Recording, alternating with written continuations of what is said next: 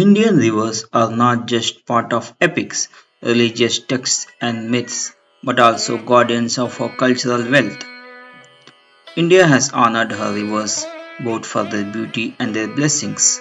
Seven of these rivers were singled out for recognition as goddesses, not for their hydrological profile, but for the sacred and cultural associations surrounding them.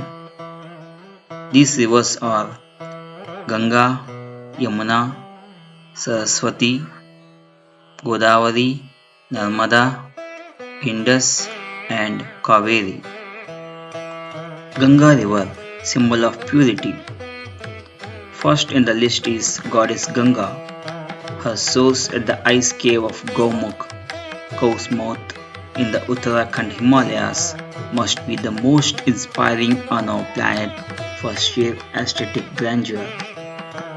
Not even the mythology surrounding the river can match the sublime impact of its physical birth. Starting from the pilgrim site of Gangotri, she flows as river Bhagirathi. It is only on her meeting with Alaknanda river at Devaprayag that the name Ganga is given.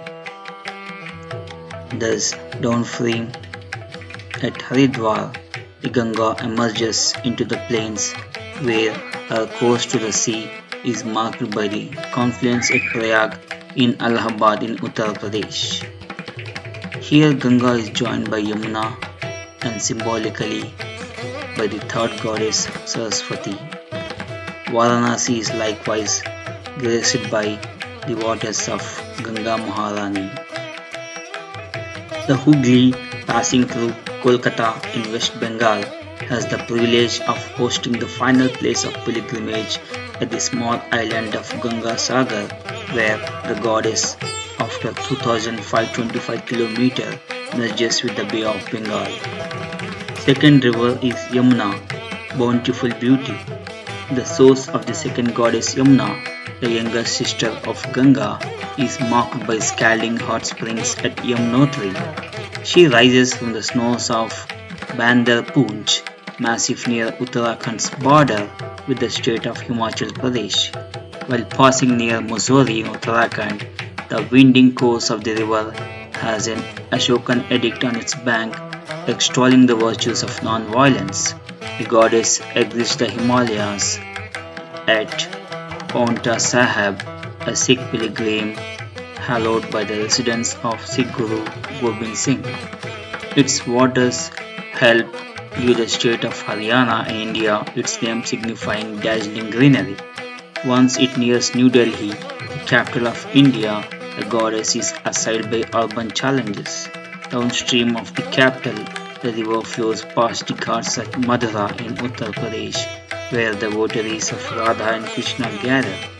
It curls around the dreamy profile of Taj Mahal at Agra in Uttar Pradesh, then winds herself through eroded terrain where the Chambal joins her.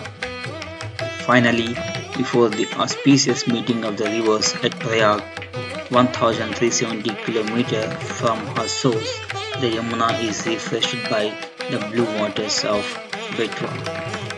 Third river, Godavari, promise of prosperity. Godavari, Ganga's elder sister, is a non-Himalayan river. Her flow is seasonal. She drains the lesser ranges of Deccan Plateau, which receives little precipitation outside the monsoon. Her source is atop the Black Mesa formations of the North Sahyadri range. At the foot of these mountains is a sacred Triambakeshwar temple near the town of Nasik in the state of Maharashtra. The river flows for 1,465 km across almost the width of peninsula from Nasik in the Western Ghats to cut the Eastern Ghats leading to Yanam, which was a former colonial outpost of Puducherry in Andhra Pradesh. The small town of Paithan in Maharashtra lay on an ancient trade route and is famous for heavy silk saris. Shirdi is another small town near the Godavari that has become a place of pilgrimage. The southern The southeast flow of the river after it leaves Maharashtra for the state of Andhra Pradesh is supplemented by river Manjra from the south and Pranahita and Indravati from the tribal districts lying to the north. The goddess takes a sharp turn at the Bhadrachalam temple in Andhra Pradesh before cleaving a passage through the eastern ghats. She then descends in a broad southerly flow to the agricultural town of Rajamandri in the state of Andhra Pradesh, which marks the entrance to the fertile delta. Here, the Draksharama temple, commanding the Gautam Godavari, delivers final blessings before the goddess flows via Yanam into the Bay of Bengal. Fourth river, Narmada, auspicious beauty. Narmada, daughter of Lord Shiva, is to many the most beautiful. Her source is at Amarkantak amidst the leafy Maikala hills of eastern Madhya Pradesh. It then passes through tribal territory thick with bamboo and rich in iron ore. At the medieval fort of Mandla in Madhya Pradesh, the river broadens out. Near Jabalpur in Madhya Pradesh are the Dhaundar waterfalls in the fabled Marble Gorge. Jabalpur lays claim to inventing snooker. It is said to have first been played here in colonial times. Omkareshwar is a scenic island with an ancient Jyotirlinga temple, and in contrast, this pilgrim site is followed downstream by the princely bathing ghats of Maheshwar. Finally, at the estuary town of Bharuch in Gujarat, it flows into the Arabian Sea. The fifth river, Saraswati, alive in folklore. The holy river Saraswati is the Hindu goddess of learning. Beautiful to look upon, Saraswati holds the ancient stringed veena and is seated upon a swan. Saraswati was a broad river that used to water when it is now in Rajasthan desert. It was discovered under the sand in 1930s from the remains of Harappan civilization. According to satellite imagery, the course of dried up river called still be discerned, and in Hindu folklore, the Saraswati remains very much alive. Both Kurukshetra in Haryana and Pushkar in Rajasthan have lakes associated with this lost sacred river and host huge gatherings of pilgrims on auspicious bathing days. It is assumed that the Saraswati flowed into the Rann of Kutch in Gujarat and then into the Arabian Sea.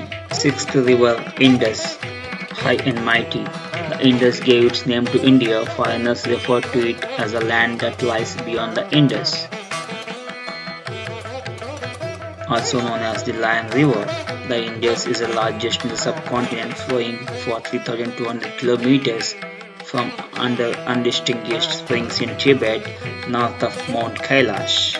This mighty river delimits the western end of the great Himalayan range and the towering height of the Naga Prabhat, massive at the river's sharp turn to outflank the mountains as taunts all who behold it. The river is worshipped by fishermen downstream in Pakistan province of Sindh, where the shallow and sluggish Indus reaches the Arabian Sea.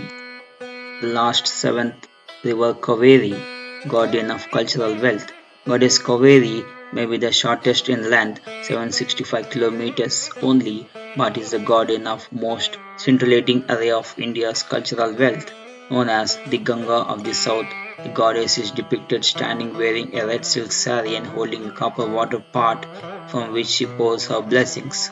Kaveri rises in the hills of Coorg in the Karnataka section of Western Ghats above the temple at Bhagamandalam. The source is known as Tala Kaveri, and a small tank has been built to receive the overflow from the sacred spring.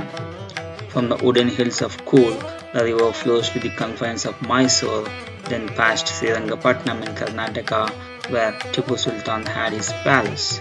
On the banks of Kaveri at Talakad near Mysore in Karnataka stands a strange spectacle of medieval temples silted up by the sand and wind. The goddess in her regal mood is seen at the spectacular Shivasamudra waterfalls and then again at the dramatic cataracts of Hogenakkal near the border of Tamil Nadu. The recognized channel of Kaveri debouched into the Bay of Bengal near the coast at Pompahar in Tamil Nadu, known to Roman traders as Kaveri Emporium. Namaste. Please subscribe for more updates. Thank you.